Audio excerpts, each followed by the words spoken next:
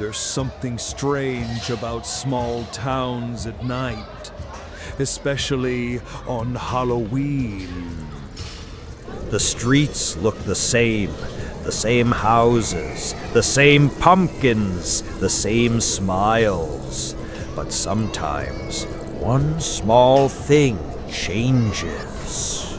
Maybe it's the way the light flickers in a window that shouldn't be on, or the way someone's shadow lingers when no one's there. That year, 1973, Maple Hollow wasn't supposed to be different. Kids dressed as ghosts, monsters, and angels filled the streets. That house looks spooky. Spooky means good candy.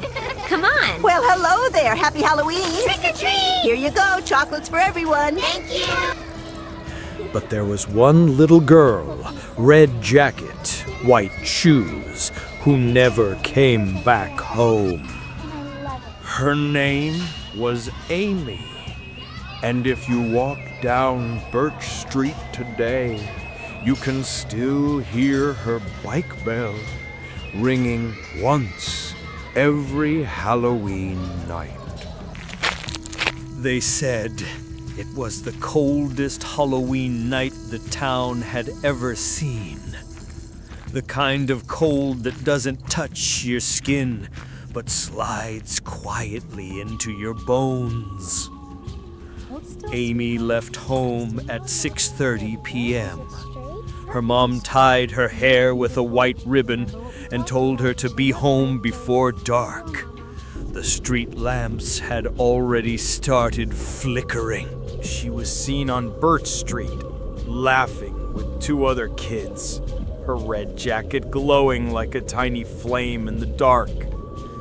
After that, It's so quiet tonight. That's when we get the whole street to ourselves. Feels like it belongs to us. And it does, for now. Then let's keep walking. no one remembers who she talked to next. Or maybe they just don't want to remember. One of the neighbors swears he saw her at the corner house, the one that's been empty for years. He said she was talking to someone by the porch, a tall man in a gray coat, holding a flashlight. But when the police asked him again, he said maybe it was just a shadow. People in Maple Hollow don't like talking about that night anymore. They say the air changed around 7 p.m. All the dogs started barking, one after another. And in the distance, a single bike bell rang once. Then silence. Every Halloween since, the porch light on that corner house turns on by itself for just 1 minute. Always at 6:30, the exact time Amy left home.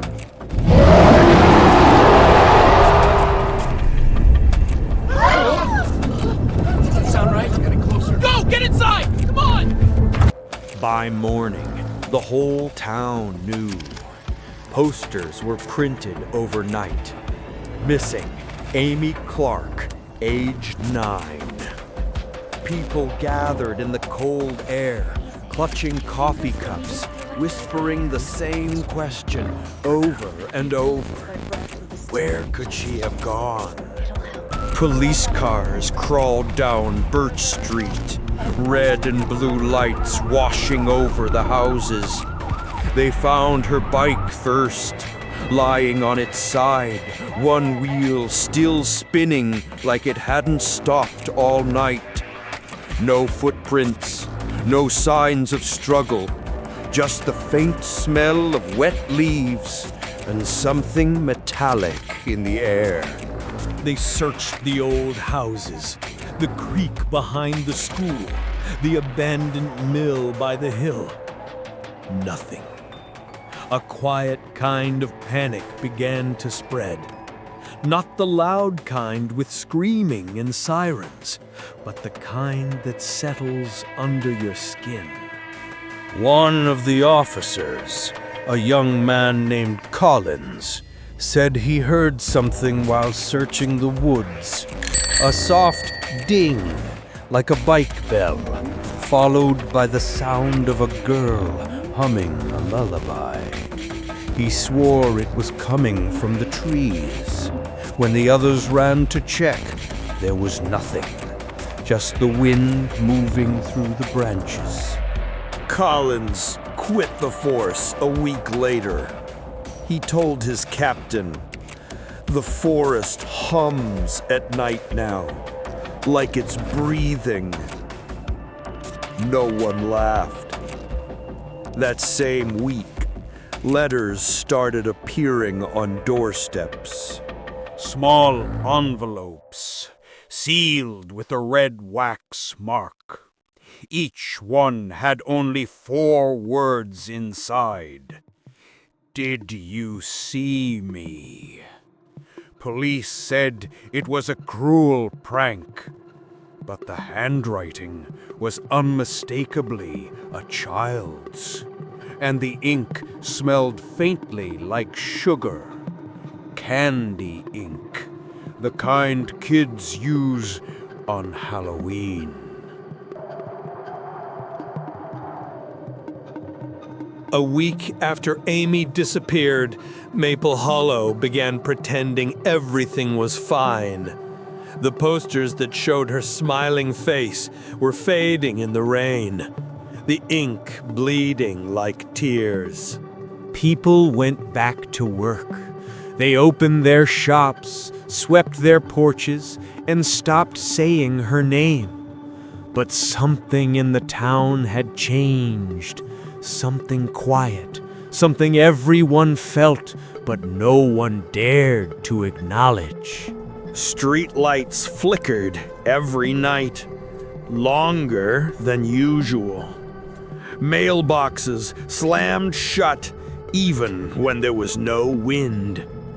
And sometimes, just before sunset, you could smell something sweet in the air.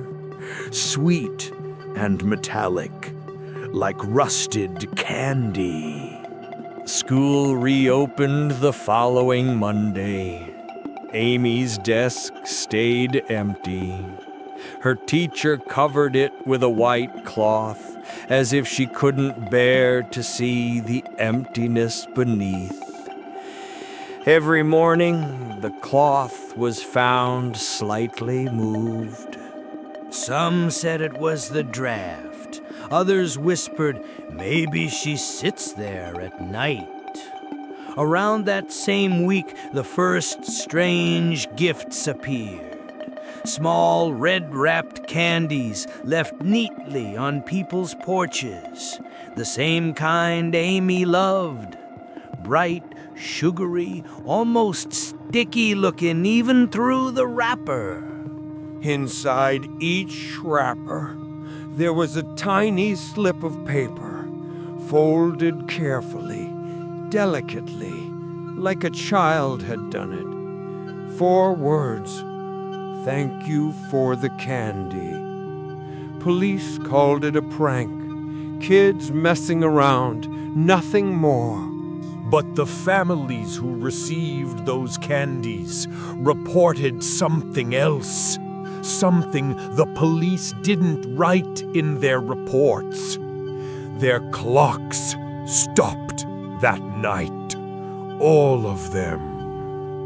At the exact same moment, 6:30 p.m., and for 1 full minute, the town went silent. Completely silent. No cars, no wind, not even the dogs barked.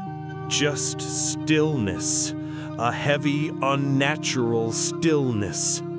Then, from somewhere far, or maybe close, came a familiar sound, a soft ring, like a child's bike bell. 3 times. Then nothing. Absolute nothing.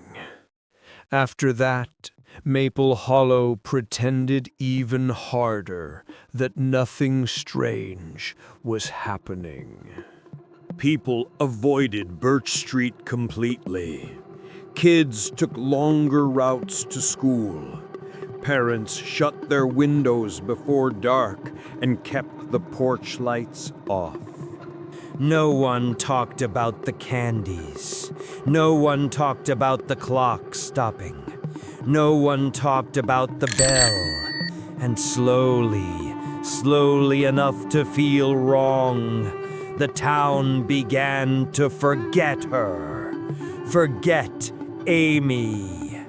But every October, the same smell returned. That mix of sweetness and rust. The same uneasy silence, and the same whisper in the wind when the leaves scraped across the road. Amy, the girl in the red jacket, the girl who never came home. After the strange letters, after Dalton vanished, after the clock stopped, Maple Hollow finally broke. People stayed locked inside, shades shut, lights off. No one dared to speak her name anymore. But she wasn't done with them. The first sign came on October 29th, a cassette tape, small, black, unmarked, slid under the police station door at exactly 6:30 p.m. The chief played it, and every officer who listened wished they hadn't. At first, wind, leaves, footsteps, small ones. Then a girl's voice, shaky, close, too close. I'm home now. Static swallowed the room. Then came a man's voice. Dalton. Please, no, stay back. A violent crash. Dragging. A giggle. A lullaby. The tape ended there. That night, the town lost power. Every street, every house, every light gone. Only the moon and the sound of a bicycle bell echoing through the dark streets. When the lights came back, hundreds of tiny footprints covered the roads, wet, sticky, candy red, all leading toward Birch Street, toward the abandoned house. Neighbors said they saw her, a small figure in a red coat, standing in the doorway, head tilted, hands hanging perfectly still, face pale, almost featureless. Some said she smiled. Others said she had no eyes. Nobody approached her. Nobody moved at all. The next morning, every house in Maple Hollow found a letter waiting on their doorstep. Same childish handwriting, same red candy ink. Only 4 words. It's your turn now. October 31st arrived, but Maple Hollow never held Halloween again.